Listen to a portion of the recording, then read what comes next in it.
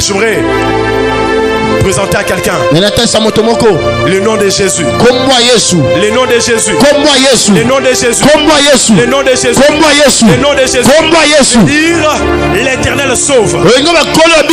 L'Éternel sauve. L'Éternel sauve. Là, j'aimerais dire à quelqu'un, peu importe ce que les sorciers ont semé dans votre famille, peu importe les cérémonies ont opéré dans votre famille, le nom de Jésus, le nom qui a été établi pour sauver tout le monde. Le nom de Jésus, le nom qui a été établi pour sauver tout le monde. Jésus veut dire l'Éternel est sauveur. Jésus veut dire Dieu est sauveur. Jésus-Christ veut dire le sauveur oint. Jésus, il a été oint pour te sauver. Il a été préparé pour te délivrer. J'aimerais dire à quelqu'un dans Esaïe chapitre 63 verset 1, la Bible me dit, Jésus l'a répété aussi, chapitre 4 verset 18, il était en train de dire le mandat pour lequel il était venu. L'Esprit de l'Éternel il est sur lui. Il m'a annoncé. Ce soir je dis à quelqu'un, Jésus a été où? Pour t'annoncer la bonne nouvelle. Jésus a été où? Pour t'annoncer la bonne nouvelle. Peu importe que l'ennemi a semé dans ta vie, t'annonce une bonne nouvelle. Aujourd'hui, la délivrance frappe à ta porte. Aujourd'hui, la délivrance entre dans ta porte. Et Jésus à ta rencontre. Jésus, il a été loin pour sauver les gens. Et ce soir, il peut te sauver. Ce soir, il peut te faire sortir de cette situation. Ce soir, il peut te délivrer de ces problèmes. Alléluia. Dans mon texte, j'avais lu, qui est dans Marc, chapitre 4, verset 35 à 41. Dans verset 35, la Bible me montre, il dit, ce même jour-là, mais sur le soir, Jésus leur dit, passons à l'autre bord. Passons à l'autre bord. Pourquoi Jésus a dit cela? Parce que le matin, Jésus a parlé aux disciples en parabole. Il a parlé aux disciples 8 fois en parabole. Que les disciples ne comprennent pas. La situation des disciples aussi ne changeait pas. Jésus a dit non. Changeons de niveau. J'aimerais dire à quelqu'un, un problème qui a persisté, un problème qui traîne aujourd'hui, Jésus va changer de niveau. Il va t'amener à l'autre bord. Il va t'amener à une autre dimension. Si quelqu'un c'est lui, Jésus change de côté. Et Jésus change de méthode. Je vois Jésus changer de côté. Au nom de Jésus, le soir est en train d'arriver. Jésus ne veut pas tirer cette journée. Si toi tu ne veux pas délivrer, j'ai dit à quelqu'un, Jésus ne clôturera pas cette soirée. Si tu ne veux pas délivrer, pourquoi il te dit allons dans l'autre bord? Je dis au nom de Jésus, en 2024 tu vas aller dans l'autre bord. En 2024 ça sera une autre histoire. En 2024 ça sera plus l'histoire divorce. En 2024 ça sera l'histoire mariage. Ça sera plus stérilité. En 2024 ça sera l'histoire enfantin. Parce que Jésus appelle à l'autre bord. Il y a 2-3 personnes. Jésus m'appelle à l'autre bord. Dans une autre histoire, dans une autre dimension.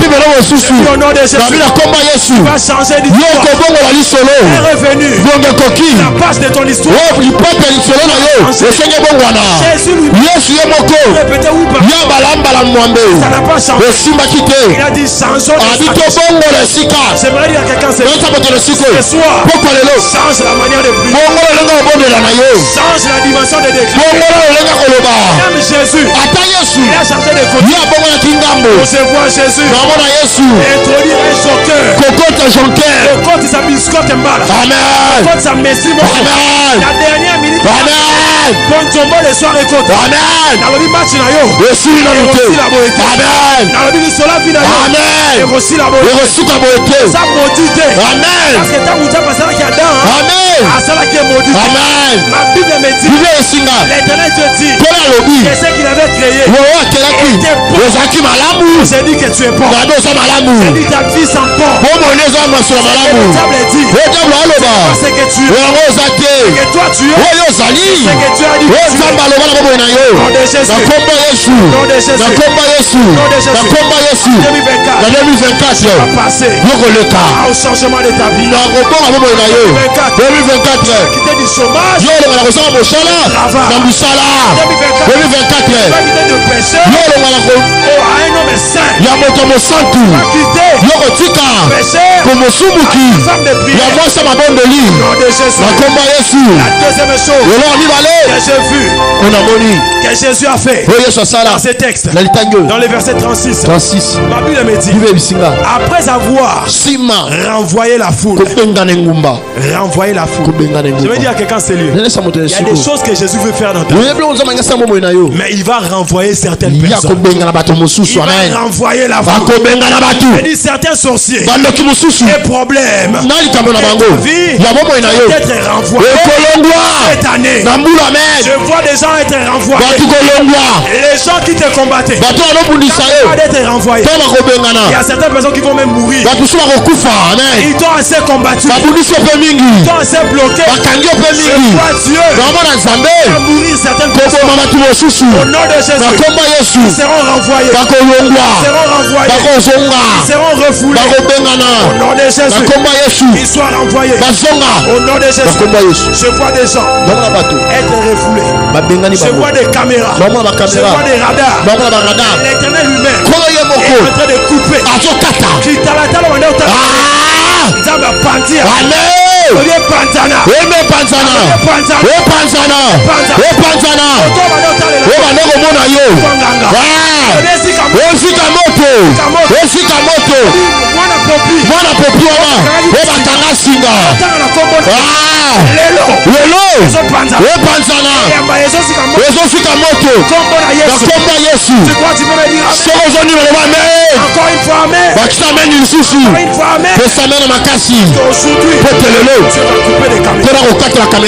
Ils ne te verront plus. Comment ça s'est demandé? Mais où est passé? Où est passé Satan? Il est où?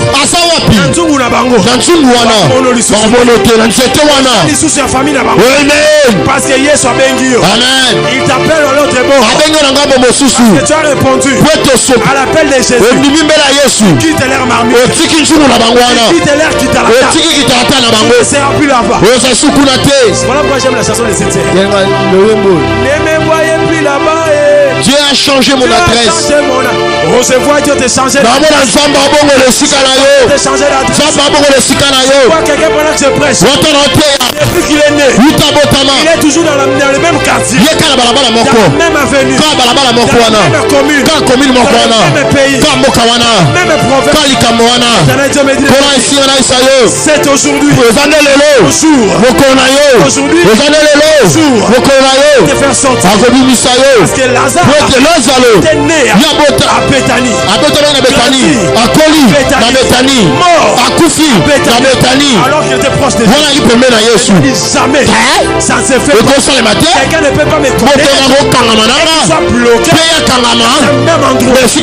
Je déclare l'onction de vous. L'onction de déplacement. Je ne serai plus bloqué. Je ne resterai pas dans les tombes. Jésus est venu pour te faire sortir. Je déclare Lazare sort.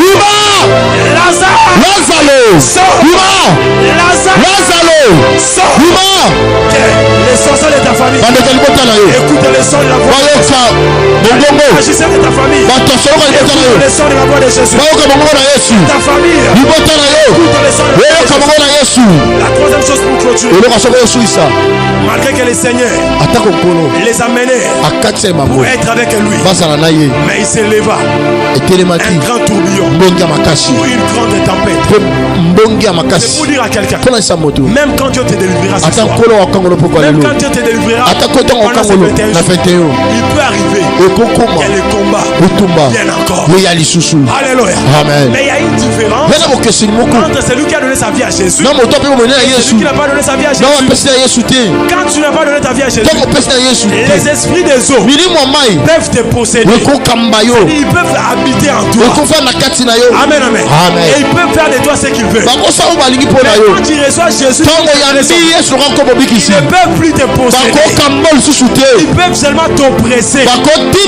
L'oppression peut t'attaquer de l'extérieur. Peut t'attaquer de l'intérieur. Amen. Parce que tu es né de Dieu. Il y a quelqu'un qui ne pas arrivera. Ne crains rien. L'Éternel est déjà avec toi. Il ne te laissera pas changer. Ces jours-là, parce que Jésus les avait appelés à notre bord. Et dans la barque, la tempête s'est levée. Il commençait à trembler. Mais comme Jésus était là, il n'y avait pas raison de trembler. Si Jésus est là, il tremble. S'il y a des manifestations, il tremble. Parce que Jésus a le commencement de la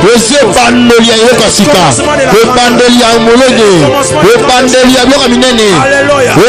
Dans Psaume 34, verset 20, la Bible me dit les malheurs atteint souvent l'Éternel.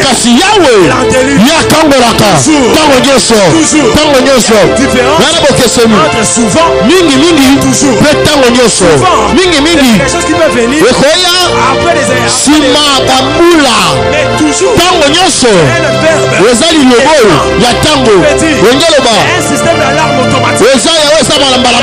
Installé pour les justes. Les malheurs arrivent. L'auto-alarme. L'auto-délivrance. L'auto-intervention intervient toujours. Quelqu'un.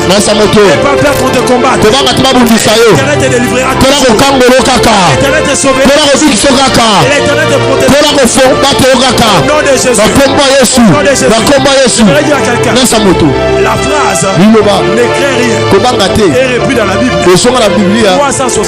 365 fois. C'est pour dire chaque jour Dieu a prévu une phrase pour toi. Ne crains rien.